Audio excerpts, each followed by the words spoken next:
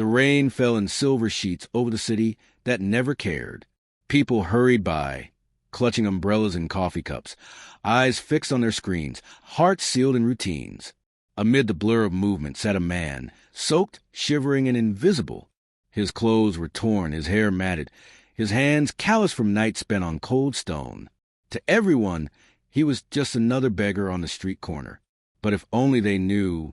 His name was Adrian Vale, a name once whispered in luxury boardrooms and printed on Forbes magazine covers. A billionaire known for his ruthless intelligence and calm power. But that was before everything changed, before the betrayal, the scandal, and the disappearance that turned him into a ghost. Now he sat under a flickering streetlight, clutching an old paper cup, blending into the city that once bowed to him. A woman's voice cut through the storm. "You again," she said, her tone sharp yet tired.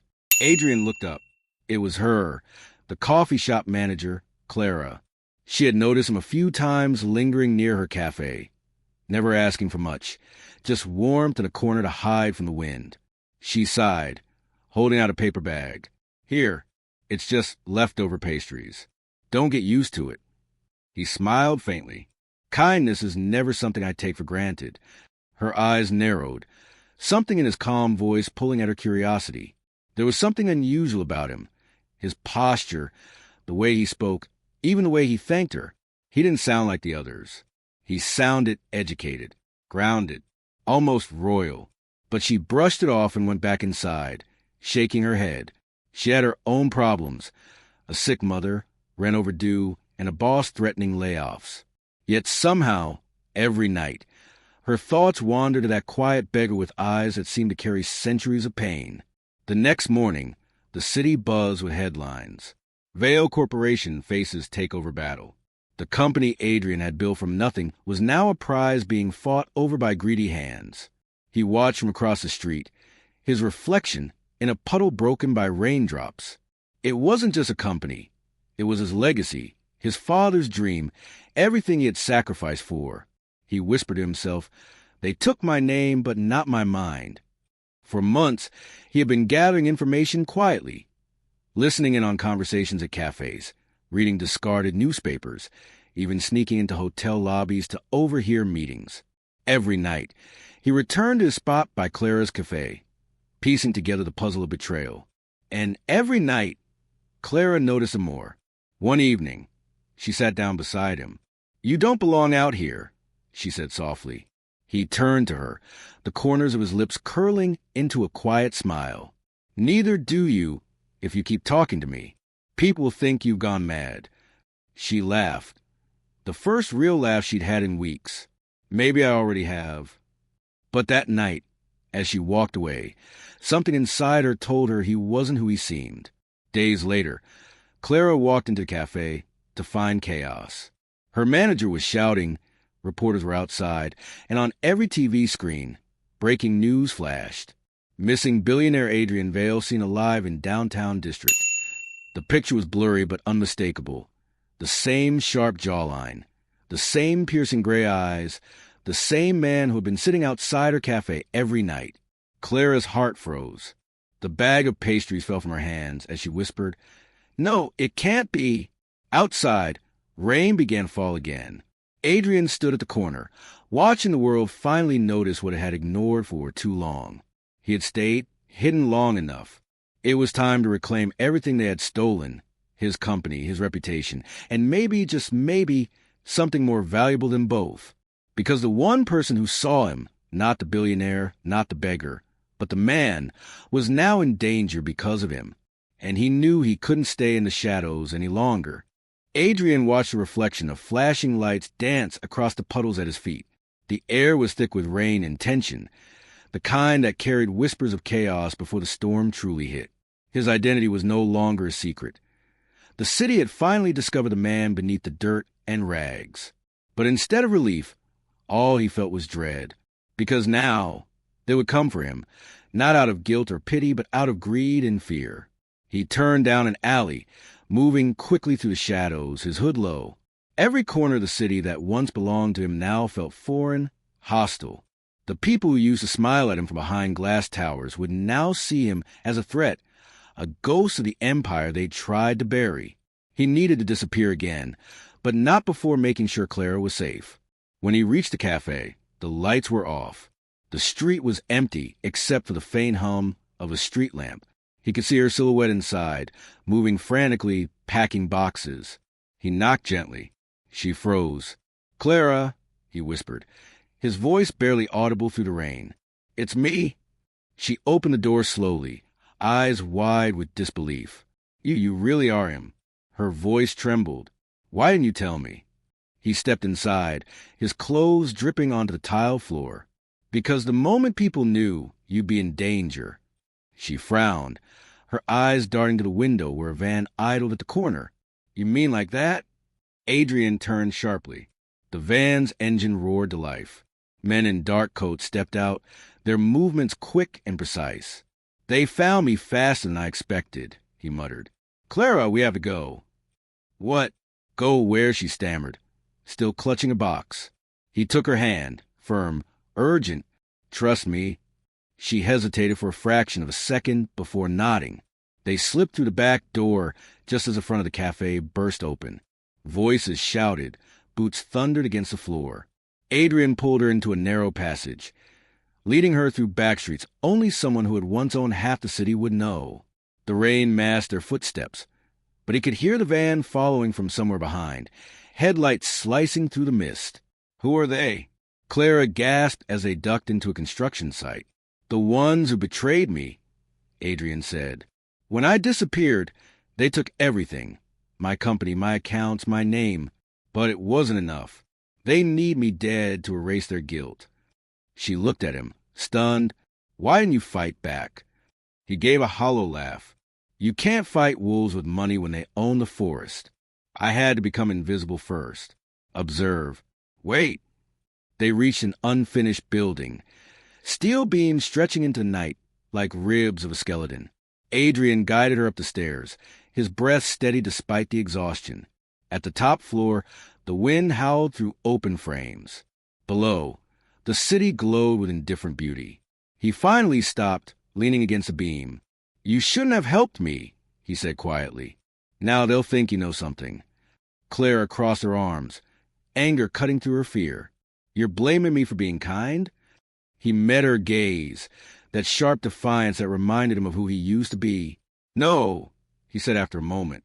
"I'm saying your kindness will cost you, and I can't let that happen." She took a step closer. "Then don't disappear again." The words hit him harder than he expected. He wanted to believe he could protect her, that there was still a place in his broken world for something real. But as a pair of headlights swept across the upper floors, his instinct screamed otherwise. "They're here," he said. A black SUV had pulled up below. Adrian scanned the skeleton structure of the building. Scaffolds, loose boards, an elevator shaft still under construction. He grabbed Clara's hand again. "Stay behind me." They moved silently, their shadows shifting along the beams. Two men entered the site, flashlights cutting through the dust. Adrian recognized one of them instantly. Victor Halden, his former partner, the man who had orchestrated his fall. Victor's voice echoed through the structure. "Adrian Vale, you've been living like a rat, but you were never good at hiding." His laugh was cold. "Come out, and maybe I'll let the girl go." Clara's grip tightened around his arm. Adrian whispered, "Don't move." He crouched low, his mind racing. He needed to get Clara out first. A half-broken staircase led to an emergency ladder, unstable, but their only chance. He pointed toward it. "Go. I'll distract them." "No," she whispered fiercely. "You'll get killed." He smiled faintly. "Not yet." Before she could argue, he slipped away into the shadows. The sound of rain and metal drowned his steps as he moved behind the beams, watching the men spread out. He could still move like the man he once was, calm, calculating. "Victor," he called out finally, his voice echoing to the hollow floors. "Still using other people's work to make yourself look powerful?" Victor froze, flashlight jerking upward. "You should have stayed dead, Adrian." "I almost did," Adrian replied, stepping into the dim light, his figure half hidden. "But ghosts have a way of returning for unfinished business." A shot rang out, grazing a steel beam inches from his shoulder. The sound cracked through the building. Clara flinched below, heart pounding as she started toward the ladder. Adrian ducked, grabbing a loose pipe from the floor. As Victor's men advanced, he swung with precision, one strike to the ribs, another to the knee. The man went down hard. Adrian caught the fallen gun and aimed it upward, forcing Victor to freeze. "Tell me," Adrian said, breathing hard, "was it worth it? Selling out everything we built?" Victor sneered. "You think you can just come back and take it all? You're nothing now. A beggar playing hero." Adrian's eyes darkened. "You're right, but even a beggar can fight when he has nothing left to lose." Before Victor could react, Adrian fired a single warning shot into the wall beside him, the echo deafening. The distraction gave Clara enough time to reach the ladder. She began climbing down, her hands trembling, tears mixing with the rain. Adrian backed away slowly, keeping Victor in sight. "You'll answer for what you've done," he said, "but not tonight." He turned and sprinted toward the edge, leaping down onto the next level where Clara waited. The ladder creaked under their weight as they descended into the dark alley below. By the time Victor's men reached the edge, the two were gone, swallowed by the rain-soaked city. They ran until their lungs burned, until the sound pursuit faded. Finally, they stopped beneath an overpass, hidden in the hum of the city's heartbeat. Clara sank to the ground, breathing hard. "You really are insane," she said between breaths. Adrian smiled faintly, wiping mud from his hands. "So I've been told." She looked at him, the soaked rags, the bruises, the quiet fire in his eyes, and for the first time, she saw not a billionaire or a beggar, but a man stripped of everything except his will. "What now?" she asked softly. Adrian looked toward the distant skyline, where the towers of his empire glowed like ghosts. "Now," he said, his voice low and certain, "we take it back piece by piece." Somewhere far above, lightning cut across the sky, illuminating the city like a promise. And in that fleeting light, the beggar vanished, and the billionaire began to return. But he knew this was only the beginning. The board was set, and the real game was about to start. The dawn came quietly, bleeding gold through the cracks of the city skyline. The streets were still wet from last night's rain, glistening like veins of silver beneath the awakening sun. Somewhere, in a forgotten corner of the city, Adrian Vale stood before the shattered reflection of himself in a dirty mirror. The disguise had done its job. The beard, the scars, the clothes. But the man staring back at him was no longer just the billionaire who had once ruled from the glass towers. He was something else now, sharper, colder, wiser. Clara watched him silently from the doorway of the small motel room they had found refuge in. Her hands were wrapped around a steaming cup of coffee, her eyes soft yet uncertain. "You've barely slept," she said quietly. "I've slept enough," Adrian replied, buttoning the only clean shirt he had. "There's no time left. By now, they'll know I'm alive for certain." She took a hesitant step closer. "You said last night we'd take it back, piece by piece. How?" He turned to face her. The calmness in his eyes was unnerving, almost too measured. "By using the one thing they can't buy, truth." Before Clara could respond, he reached into a tattered bag and pulled out a small flash drive. Silver, engraved faintly with the Vale Corporation insignia. "Everything they did to me, every transaction, every forged signature, every betrayal, it's all in here. And by tonight, the whole world will see it." Clara's breath caught. "You kept proof." "I built the system that built the company," he said simply. "You don't spend your life creating empires without keeping the keys." He tucked the drive into his pocket and glanced toward the window where sunlight spilled over the streets. "They buried me once with lies. This time, I'll bury them with truth." By noon, the world was already buzzing with rumors.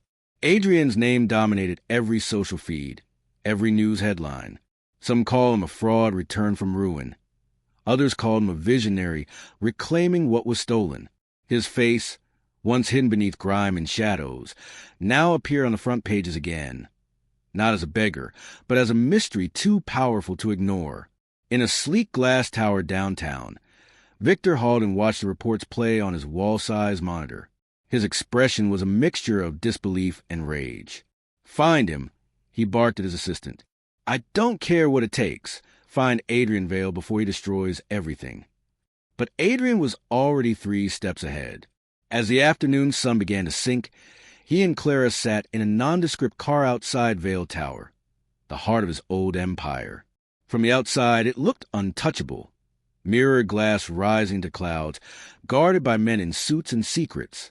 Clara exhaled slowly. "You're really going there?" "Yes," he said. "Not as a beggar, not as a ghost, but as the man who built it." He glanced at her, his expression softening. "You don't have to come." Her lips curved in a faint smile. "I didn't come this far to watch from the sidelines." They slipped inside through the underground parking entrance. Adrian still remembered every code, every corridor, every blind spot in security systems, all of which he had designed himself years ago. As they moved through the marble halls, employees glanced up, frowning at the man who walked with confidence that felt too familiar. When the elevator doors opened to the top floor, Victor was waiting. Well, Victor drawled, leaning against the desk that used to belong to Adrian. "The city's favorite ghost finally returns. You really think walking in here changes anything?" Adrian stepped forward, unflinching. "It already has." He placed a flash drive on the desk and clicked a small remote in his hand. Instantly, every screen in the building and across the company's global network flickered to life. Documents began appearing, one after another. Falsified reports, hidden accounts, evidence of embezzlement and fraud. The truth spilled into the world like fire through dry grass. Victor's smirk vanished. "You can't." "I can," Adrian interrupted, his tone calm but deadly. "And I just did." The office erupted in chaos. Phones rang. Alarms blared. Employees gasped as their screens filled with proof of corruption. Reporters outside caught wind within minutes. The stock market began to shake under the weight of revelation. Victor lunged forward, grabbing Adrian by the collar. "You think this makes you a hero? You'll destroy everything, including yourself." Adrian's eyes met his, cold and unyielding. "You already destroyed me once. This time, I decide what survives." He shoved Victor back, turning toward the window where the city stretched endlessly below. "You forgot something, Victor. Power doesn't come from owning everything. It comes from being willing to lose it all." Security rushed in, but Adrian didn't resist. He simply raised his hands and said quietly, "Let them see." Within hours, the story broke across every major outlet. Billionaire Adrian Vale exposes corporate corruption, returns from the shadows to redeem his name. Public opinion swung like a pendulum. The beggar they'd ignored became a symbol of resilience. The fallen titan became a legend reborn. Clara stood by his side as they walked out of Vale Tower, the media lights flashing like lightning around them. Microphones thrust forward, reporters shouting his name, but Adrian said nothing. He just smiled, faintly, almost wistfully, as though watching the storm he had set free. Later, on the quiet edge of the city where the skyline met the river, he stood alone with Clara beside him. The reflection of the towers shimmered on the water, golden under the twilight sky. "They'll come after you again," she said softly. "I know," he replied, "but now I'm not hiding." She looked at him, her voice trembling slightly. "After everything, what now?"